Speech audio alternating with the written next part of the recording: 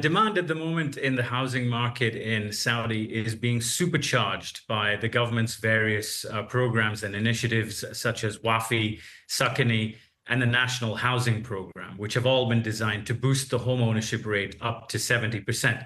In fact, we know in the last 2 years, 150,000 families have benefited from these various programs and initiatives. And of course, this has boosted house prices, which are now reaching record levels in many cities around the country. Faisal, is first-time buyer demand still strong? And how well do budgets align with the upcoming supply?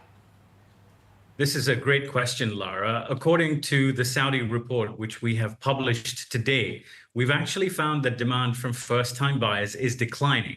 It has fallen from 84% in 2022 to 29% this year. And I guess when we think about the fact that we are so close to that 70% home ownership target, we're now in the mid-60s% when it comes to the home ownership rate. We must remember that for a lot of buyers who are purchasing a home for the first time, this is the largest financial transaction they will ever make in their lives. And so the idea of moving home so soon after buying something isn't necessarily at the front of their minds. And this, I guess, raises questions around where the demand will come from in the future.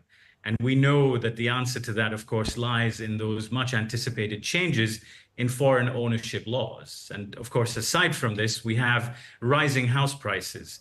We know there are many parts of Riyadh and Jeddah where house prices are now challenging the limits of affordability, which is also dampening that demand to an extent.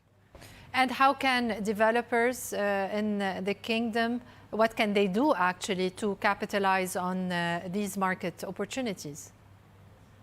Well, at the moment, there are plenty of opportunities for developers, even in the current circumstances. I mean, we know right now that house prices continue to rise.